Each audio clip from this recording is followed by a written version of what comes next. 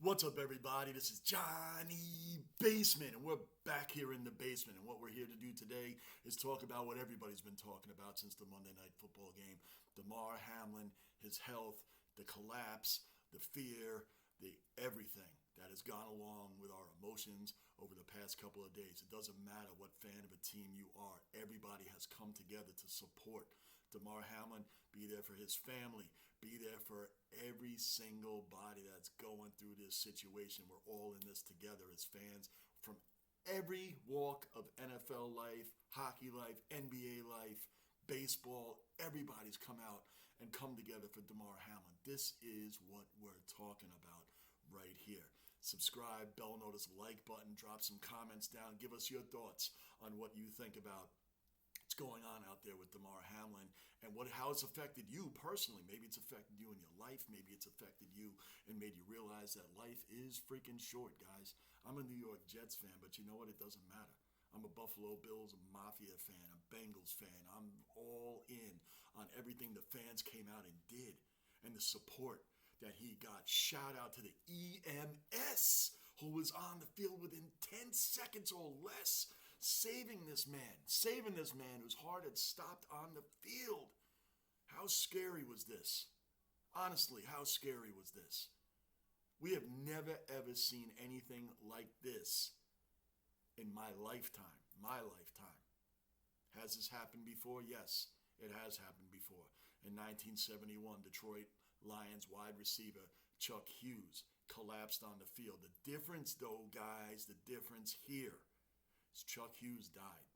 He died an hour later at the hospital. I don't know if he was considered dead when he left the field. It's never been determined. I looked up enough things on it. Look up everything. No, but he died within an hour of being rushed to the hospital after basically he caught a 32-yard catch, and a couple plays after that, he collapsed on the field, grabbed his chest, collapsed on the field. Now, the difference is he passed away. Damar Hamlin is still here.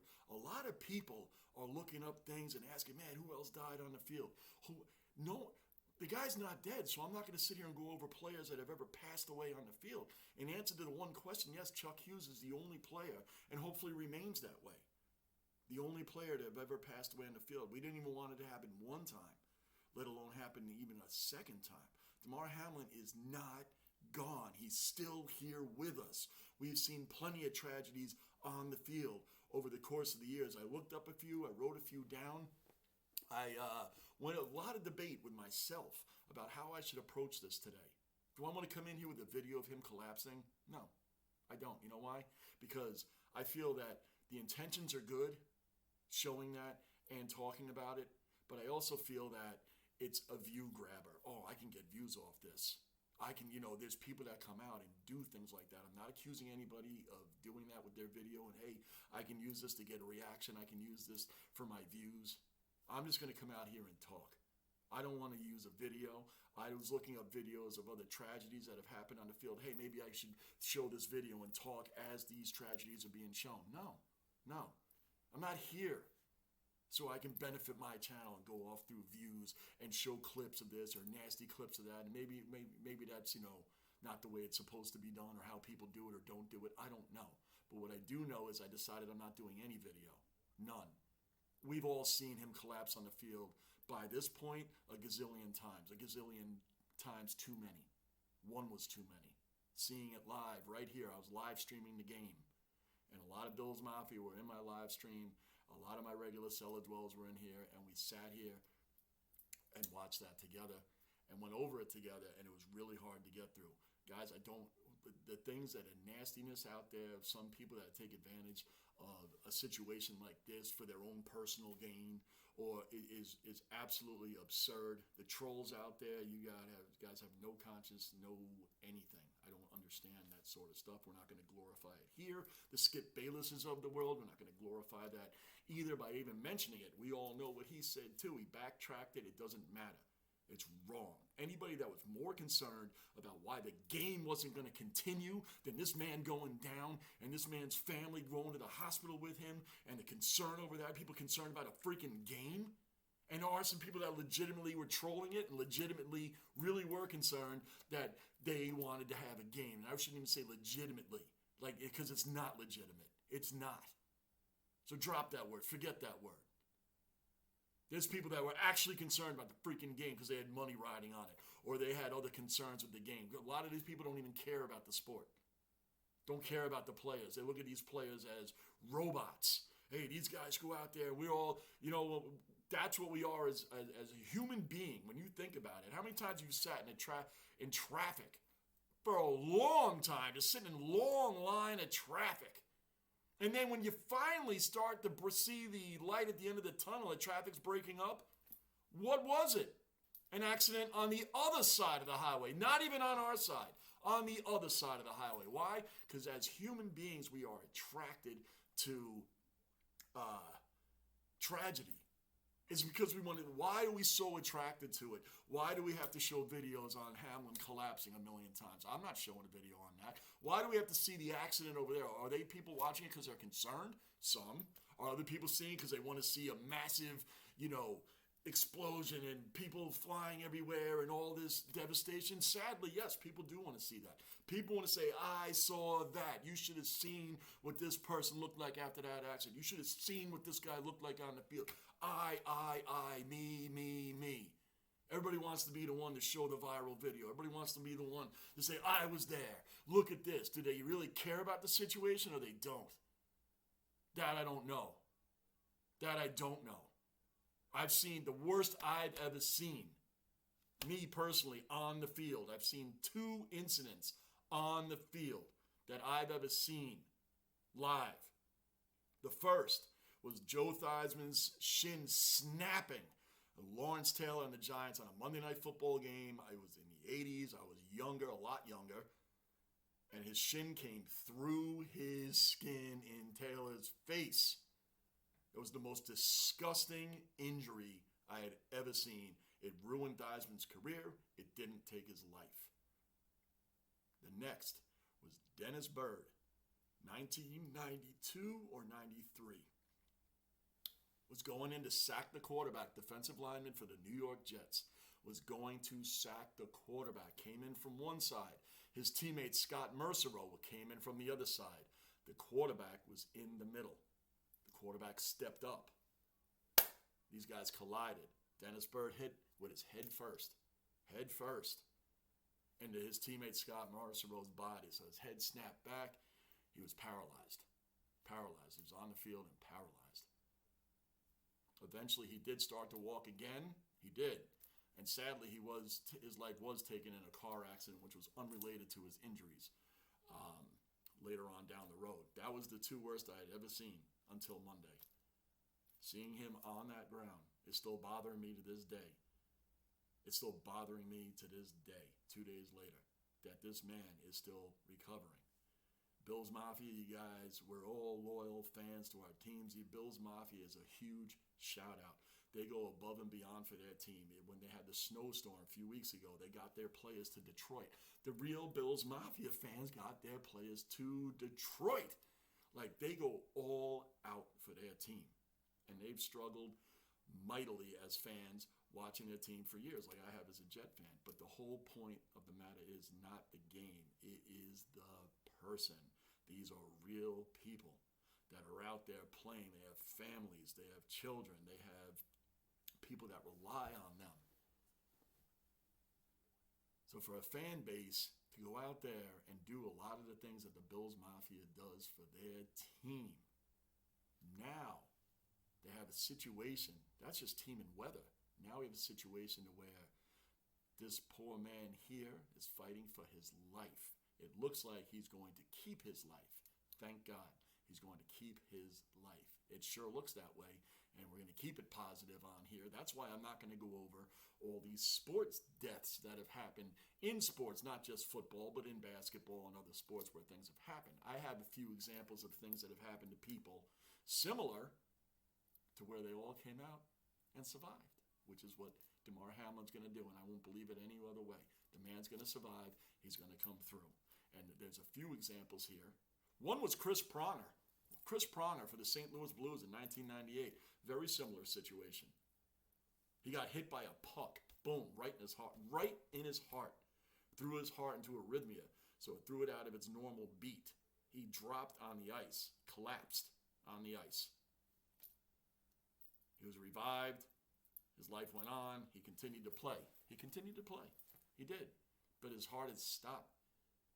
Hit the ice. I think he was on the ice 20 to 30 seconds without moving. Because his heart, just like Hamlin, it got hit. Had hit square on. And it threw the heart out of beat. Just like that, guys. Just like that. These things can happen. Every freaking play can be your last play. Every one.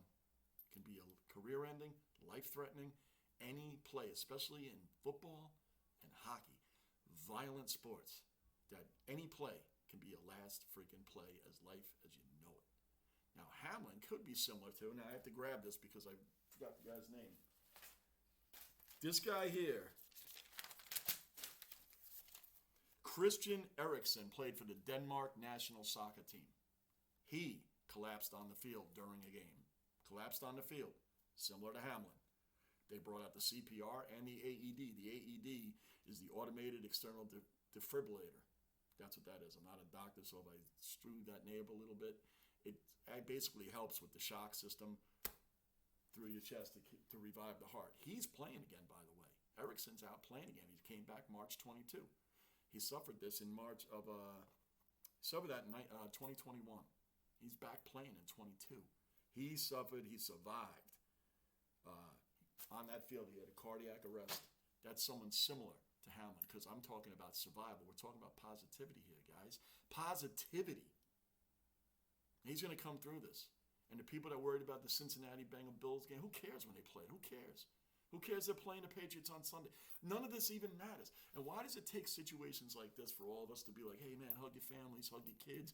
Remember, life is short. Man, tomorrow's promised to nobody. Tomorrow's promised to nobody. Nobody. But we always take that for granted. We always do until something happens that hits close to home like this. National TV, all of us are watching the game. And then it's like, wow. Look at the players watching them. The players are sitting there watching them with all the same emotions we are. And they, as players, it's even scarier because they know that could be any one of them at any moment on any given play.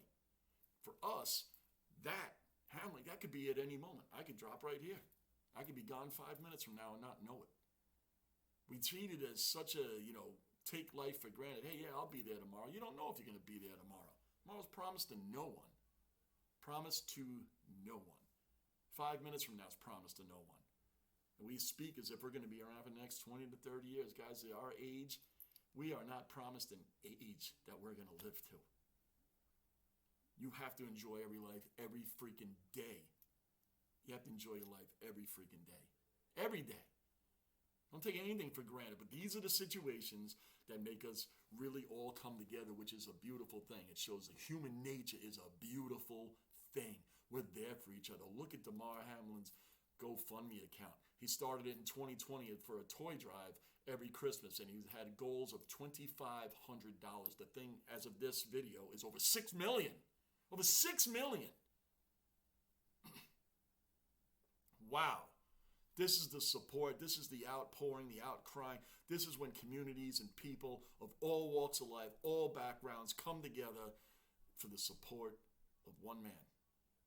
Because it's a reflection on all of us and our lives and how much we really do appreciate life. A lot of times we see the ugliness in social media. We see the ugliness that people go back and forth. People that actually get up in the morning and hate on a player through social media day in and day out. Day in and day out. Why would you do that? That is how you want to do your life? Going after any sports player, like you think of like LeBron James, right? How many times does he get attacked on social media every day? Over what? Over what? Over what? Be one of the greatest players of all time. Why do people do this stuff? What is with the hate? Why does social media bring out such hate? And there is some hate and some trolling going on right now with Hamlin's situation. I'm not going to glorify any of it by mentioning it here. We're talking positivity on here today because Hamlin's going to come through. This was a very hard video for me to do right now. I'm really going off the top of my head because you can't script this stuff. You really can't. You really can't.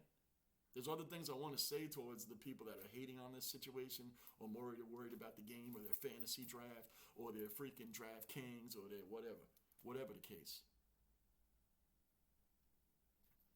Get a grip on this stuff, man. This is life. This is life. And I'm pulling for the Buffalo Bills. I'm pulling for the Bengals. I'm pulling for all the teams. And big shout outs to all the teams in all the sports that are putting the Damar Hamlin logos up. Pray for Damar. You all see these things from all the teams, and this is what it's all about. Why? Because this is more than a game. Life is more than a game. This is just a freaking game. I flip out for the people that watch me on my live streams. I flip out over my teams. Completely flip out over them. I don't want to see any one of them injured. I don't want to see any of the opponents injured. I don't want to see anybody have devastating, life-altering situations. So I'm going to end it on this, guys. Damar Hamlin is going to come through. He's going to be on the field again.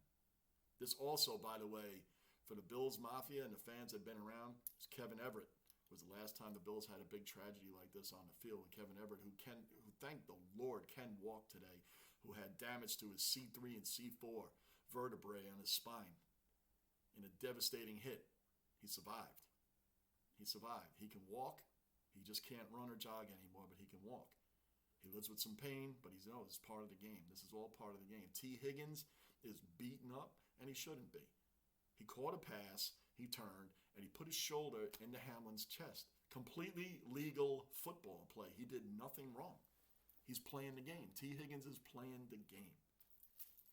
Now, of course, that's human nature to be like, wow, had I not done this, had I not done that, or maybe I did this differently. You're just playing the game. You're playing it the way it's supposed to be played. There was nothing illegal about the hit.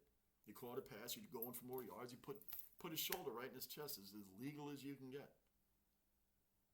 So, guys, definitely hug your families, hug your kids, and remember, man, this should be a normal thing. This should be a normal thing. If you have a problem with anybody in your life, or a friend, maybe you lost friendship over time, or a family member you lost over time, if that person passed away, would you be okay with still not talking to them? Would you have regrets? Because if you think even a part of you would have a regret, then you need to call that person and iron some things out. Because you got to remember, when you tell somebody that you've loved, friend-wise, family-wise, that you've known forever, say, I'm cutting you off, we're never talking again. If that person were to pass away, would you be okay with not ever talking to them again? Would that decision still hold true? Like, hey, they're gone, and never got a chance to talk to them again. It's okay. If you even feel the slightest bit differently, then you need to call that family member or that friend. You need to iron some things out for them and for yourself. Because it's not worth it. When someone's gone, they're gone. Hamlin's not gone. He's here. So I'm not watching videos on deaths and tragedies and sports because he's not gone. He's here. He's going to be here too. He's improving. He's going to be, every time that we come back on, it's going to be even more improved and better and better and better. Guys, I'm Johnny Basement. Love to see the unity, love to see the outpouring, love to see the human nature that we all know. We have greatness in all of us. Start letting it shine. Start letting it shine through social media and all the other stuff. It's hating on people, man. It's getting tired. It's getting old. It's getting really old. This is what we need to see more of. Outpouring and out crying and out supporting each other. And it shouldn't take a tragedy like Hamlin's on the field to make us all realize, hey man, my life could be gone too, just like that. Except his isn't gone. This is a warning. It's a warning that anything can happen. It's a reminder. Anything can happen. I'm Johnny Basement, guys. Subscribe, bell notice, like button. I am out. Prayers up for Damar Hamlin. Prayers up.